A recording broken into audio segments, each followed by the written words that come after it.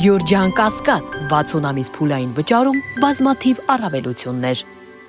Քանի որ դուք ժամանակ առ ժամանակ սուր քննադատում եք իշխանությունների վարած քաղաքականությունը, ձեզ վերջի շրջանում հրավիրել են հայրենի հեռուստաընկերություն։ Անկեղծ ասած կդժվարանամ հիշել վերջի անգամ երբ են հրավիրել, վերջի անգամ երբ են մասնակցել, բայց չեմ հիշում այդպիսի դեպք, որ մերժած լինեմ, բացի վերջի դեպքի պատրաստ էի գնալու, միակ դեպքը, երբ ասել եմ հնարավոր չի մասնակցությունը, դա եղել է իմ գործընկերոջ նկատմամբ անբարեխիղճ մոտեցումից հետո, երբ որ մարդուն բառացիորեն, այլ տեսակետ հայտնող նոր արարություն, նոր միտք, նոր գաղափար բերած մարդուն, բառացիորեն լեզվախեղդ էին անում, հերթ չէին տալի խոսելու, Գարեգինը Միսկարյան մեր թիմը երբ ներկայացնում էր, մասնակցել է ՀՄԷԿ-ի քննարկումներին ու ուղղակի, բայց մենակ Գարեգինի մասին չի խոսքը, բոլոր մարդիկ, ովքեր իրական ընդդիմություն են ներկայացնում, այնպես չի որ չեն հրավիրում են, հատուկեն դեպքեր է, երբ կարողանում են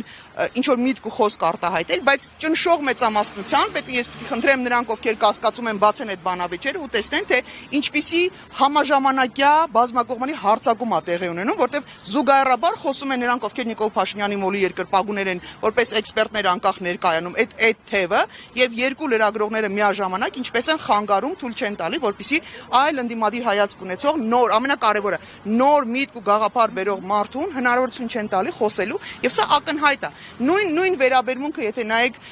օրինակ Պետրոս Գազարյանի եթերում,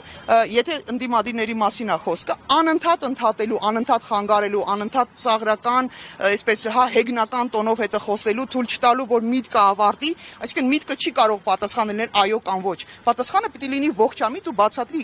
ինչու ոչ եւ ինչու այո։ Եվ այսի պարագայում որևէ հնարավորություն շանս չեն տալի նորմալ միտքը ձևակերպելու հնարավորություն տալու։ Նորից առանձին բացառություններով եղել են դեպքեր, երբ որ տենց բաներ ադալժենի են արել, թույլ են տվել, որ մարդը միջև վերջ միտքը իր արտահայտի։ Դա էլ պիտի հասկանանք պատճառը որն էր։ Այս իմաստով մենք չենք դրանից էլ առաջ, երբ իրավապաշտպան գործունեությունը իրականացնում, այն ժամանակի չէին։ Երբ որ հասկանում են, որ կա սուր քննադատություն, այդ ժամանակ էլ չէին հրավիրում, վերջի փուլում արդեն իմ աշխատանքի, այնպես որ նոր զարմանալի ոչինչ չկա, իրենց օգտագործում են այդ հիբրիդային պատերազմի տրամաբանության մեջ, օգտագործում են ոչ միայն իրենց ձեռքի տակ եղած ոստիկանություն, ազգային անվտանգության ծառայություն, որոնք գնում են օրինակ հոգևորականների տները գիշերվա կեսին ծեծում են ու այսպես մտերմիկ զրույցի են հրավիրում օրինակի համար, իրենց գործիքակազմը մարդկանց գաղտնալսելու, տեսագրելու այդ գործիքը մի կողմից են օգտագործում են նաև ՀՄԷԿ-ը իրենց նորից, սա շատ կարևոր է հասկանալ, այո, կառավարության գործունեությունը պիտի լուսաբանվի, բնական է, դա շատ նորմալ է, բայց երբ որ կրոնական մի կազմակերպության դեմ բառացիորեն հակասահմանադրական, հակակոնվենցիոն, հակաիրավական, ասելա թե քրեորեն պատժելի գործողություններ են իրականացում, եւ դա լուսաբանվում է, եւ դա ներկայացնում է հանրությանը, եւ ներկայացում է որպես նորմա, որպես ճիշտ վարքագիծ, որպես միակ ճիշտ վարքագիծ, սա նորմալ չի։ Սա բոլոր գրված, չգրված օրենքներին հակասող է։ Սա միայն մեր ներպետական օրենքներին չի հակասում, սա նաեւ կոնվենցիաներին է հակասում, որով մեր Հայաստանը պարտավորություններ ունի, եւ ամոթալի է, երբ մարդիկ, ովքեր որ տարիներ շարունակ աշխատել են տարբեր ոլորտներում, սկսած էքսպերտներ են եղել տարբեր ոլորտներում կամ պաշտպանել են տարբեր մարդկանց, օրինակ, չգիտեմ, տարբեր կրոնական կազմակերպությունների մեկ անձի խախտված իրավունքի համար պայքար են մղել, այսօր արդարացում են ՔՊ-ի աշխատանքը ՀՄԷԿ-ով ուղղված, օրինակ առաքելական եկեղեցու դեմ։ Սա շատ ամոթալի է։ Միջազգային գործընկերներ, որոնք մեկ ցանկացած այլ կրոնական կազմակերպության հետևորդի խախտված իրավունքների համար գալիս են այստեղ մեծ դիլեգացիաներով, այսօր մի ամբողջ եկեղեցու նկատմամբ,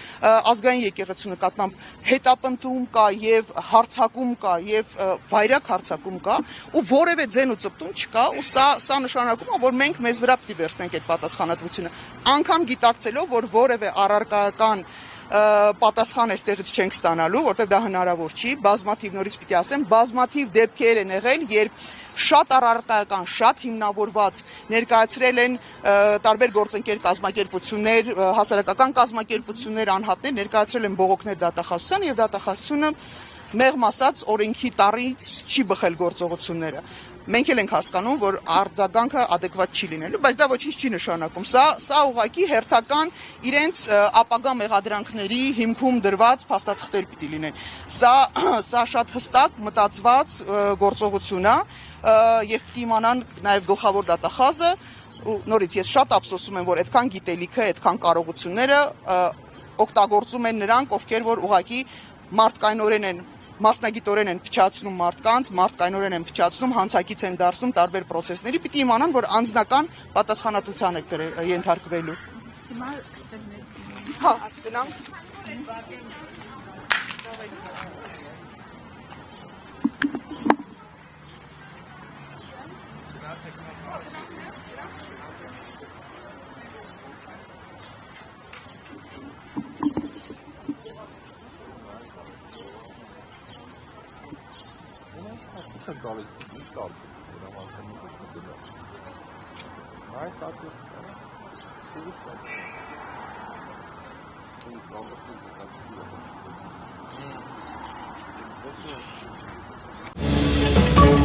Nice,